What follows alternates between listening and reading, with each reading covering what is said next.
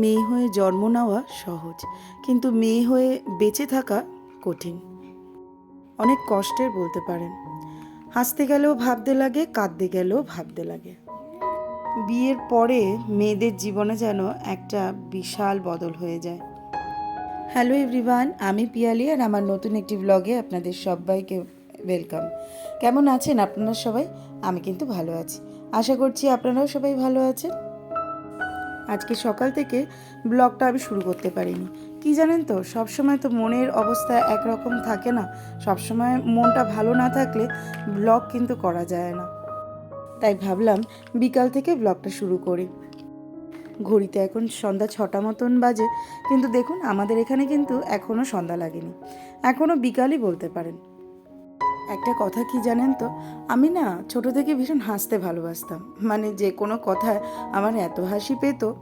তখন বাবা বলতো, না বেশি করে হাস, তোর হাসিতেই আমার বাড়িটা ঝলমল করে। আর মা কি বলতো জানেন? মা বলতো, বেশি হাসিস না, লোকে কি বলবে, বিয়ে দেব, শ্বশুর বাড়ি যাবি, তখন লোকে কি বলবে, মেয়ে কথায় কথায় হাসে, এত হাসিস না তো। আবার কি জানেন তো, হাসিটা আমি আবার একটু জোরে হাসতেই ভীষণ ভালোবাসতাম। তখন মা বলতো, বেশি জোরে হাসিস না, বেশি জোরে হাসা ভালো নয়। আবার কি জানেন তো, ছোট থেকেই কাঁদতামও ভীষণ, মানে এই ছোটো ছোটো কথায় ভীষণ কেঁদে ফেলতাম।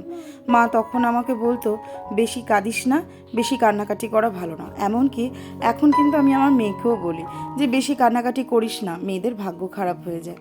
বারান্দায় দাঁড়িয়ে দাঁড়িয়ে এই ছোটোবেলাকার কথাগুলোই ভাবছিলাম। আগে সেই আমিটা এখন কিন্তু আর নেই। এখন আমার জীবনে কিন্তু অনেকটা বদল ঘটে গেছে। আগে যে হাঁ হাঁ করে হাসতাম, এখন কিন্তু সেই হাসিটা হাসতেও ভুলে গেছি।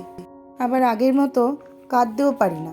আগে বলতে পারেন ওই ছিচকাদুনের মতন কাঁদতাম, এখন তো ছিচকাদুনে দূরে থাক, এমনি মনে দুঃখ হলে পরেও ছেলে মেয়েদের সামনে কাঁদতে পারি না। একটু চোখের জল ফেললে পরেই তারা আমায় জিজ্ঞেস করে ওঠে, মা তোমার কি হয়েছে, কেন কাঁদছো, মন খারাপ? আসলে কি বলুন তো, তখন ছিলাম মেয়ে, এখন হয়েছি মা। আর এই মেয়ে থেকে মা হয়ে ওঠাটা মানে একটা বিশাল জার্নি বলতে পারেন। কথায় কথায় অনেকটা কাজ কিন্তু আমার সারা হয়ে গেল। ঘরে চলে এসে মুখ টুক ধুয়ে এবার সন্ধ্যা দিয়ে নিচ্ছি।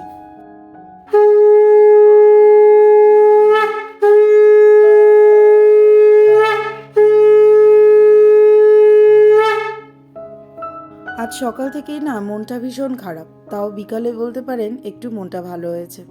আসলে আমাদের মেয়েদের জীবনের কষ্টের কথা আর কি বলবো বলুন তো, আর কষ্টের কথা কেউ শুনতেও চায় না, জানতেও চায় না। যাকে শোনাতে পারতাম, জানাতে পারতাম, তার সাথে আবার কথাগুলো শেয়ারই করা যায় না। কেন জানেন? কারণ তাকে বললে পরে সে অন্যরকম চিন্তা করবে, চিন্তায় পড়ে যাবে সে, তাই তার সাথে আর শেয়ার করা যায় না। কে বলুন তো? হ্যাঁ, মা।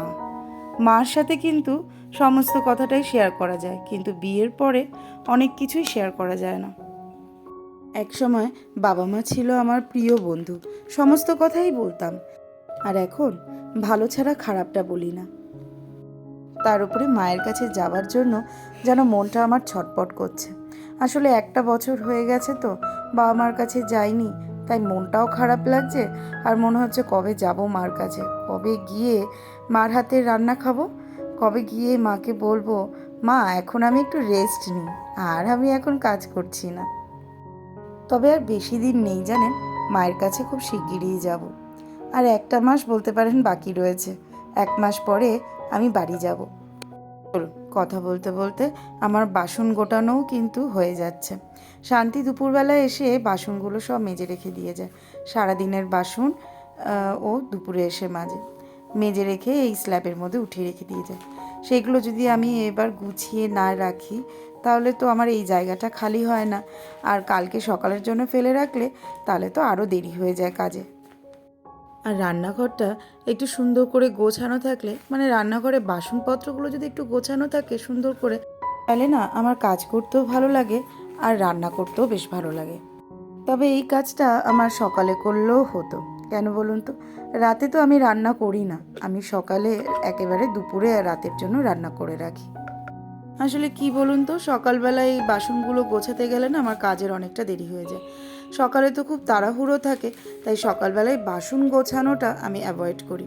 যেদিন ধরুন খুব শরীর খারাপ, মানে রাত্রিবেলা আর কিছু করতে পারছি না, সন্ধ্যাবেলায় রাত্রিবেলায় শরীর দিচ্ছে না, সেই দিন সকালবেলার জন্য ফেলে রাখি। হাতের কাজগুলো শেষ করে একটু মায়ের কাছে ফোন করব। সকাল থেকে একবারও সময় পাইনি মায়ের সাথে কথা বলার। সারাদিনে যদি একবারও ফোন না করি না, তারাও চিন্তা করে, জানে আমি সকাল থেকেই ব্যস্ত থাকি, তাই সকাল থেকে আমাকে আর বিরক্ত করে না। আমার যখন সময় হয় তখনই আমি মাকে ফোন করি। চলো এবার সন্তুকে একটু কফি করে দিয়ে আসি। সে বেচারাও সারাদিন অফিসের কাজ, মিটিং এগুলো করতে করতে ক্লান্ত হয়ে যায়, তাই সকালে 1 কাপ চা আর সন্ধ্যাবেলা 1 কাপ কফি না দিলে তার ঠিক জমে না। চলুন ওকে একটু কফি দিয়ে আসি, আর তারপরে একটু জামা কাপড় ভাঁজ করব, আর সাথে একটু মাকেও ফোন করব। আজকের মাম্মামকে পড়ানোর নেই জানেন, দুপুরবেলা একটুখানি পড়িয়েছিলাম, আজকের আর বেশি পড়াইনি। রোজ রোজ বেশি করে পড়ালে না আমাকে বলে, মা তুমি সারাদিন আমাকে শুধু পড়াও। স্কুল থেকে যা হোমওয়ার্ক দিয়েছিল সেইটুক করেই ছেড়ে দিয়েছি।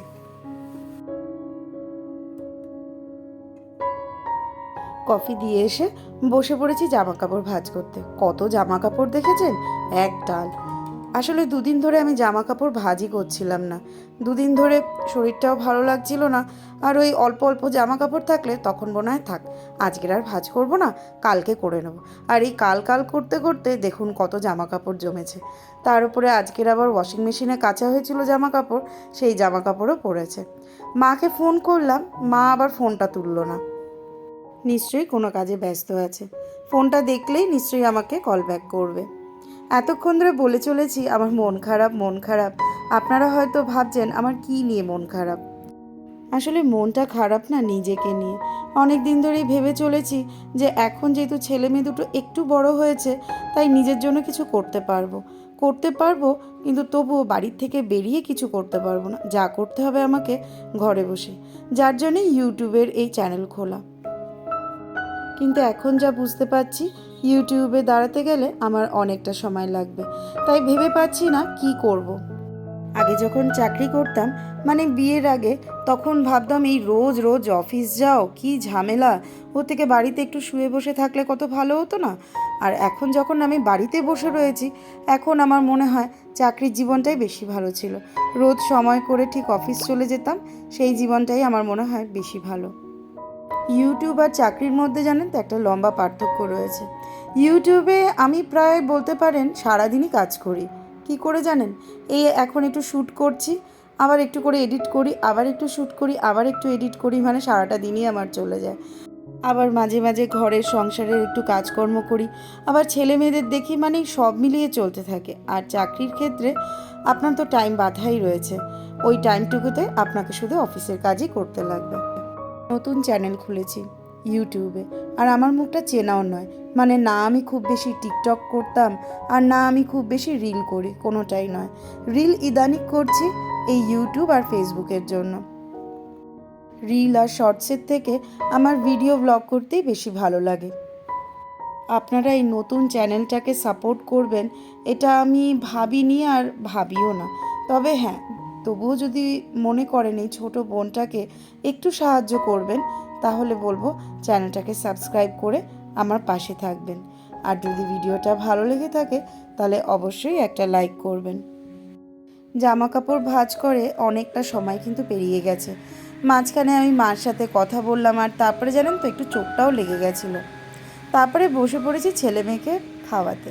রাতের খাওয়া দাওয়া সারতে হবে, তারপরে বিছানাটাও ঝাড়তে হবে। আসলে বিছানা পরিষ্কার করে না ঝাড়লে না আমার আবার ঠিক রাতে ঘুম আসে না, তাই তাড়াতাড়ি করে ওদেরকে খাইয়ে দাইয়ে বিছানাটা ঝেড়ে নেবো। খাওয়ানোর সময় ওদেরকে একটু গান চালিয়ে দিতে লেগেছিল, নয় গান চালিয়ে দাও, নয় মোবাইল চালিয়ে দাও। এবার মোবাইলে তো আমি ভিডিও শ্যুট করছিলাম, তাই ওদেরকে মোবাইলটা দিতে পারিনি, তাই গান চালিয়ে দিয়েছিলাম। আর এদিকে মাম্মামকে দেখুন খেতে খেতেই উঠে পড়েছে নাচানাচি করতে।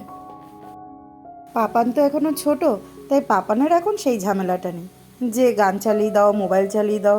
ওকে কিন্তু কোলের মধ্যে বসিয়ে দিলে ও টুকটুক করে খেয়ে নেয়। যত ঝামেলা মাম্মামের, মোটেই খাওয়া দাওয়া করতে চায় না। চলুন আজকের ভিডিওটা তাহলে আমি এখানেই শেষ করছি। সবাই ভালো থাকবেন, সুস্থ থাকবেন। আমি চলে আসবো নতুন আরেকটা ব্লগ নিয়ে। আর যদি ভিডিওটা ভালো লেগে থাকে তাহলে অবশ্যই একটা লাইক করবেন। লাইক করতে কিন্তু একদম ভুলবেন না। আপনাদের একটা লাইকে আমি অনেক বেশি মোটিভেটেড হই। দেখা হচ্ছে খুব শীঘ্রই।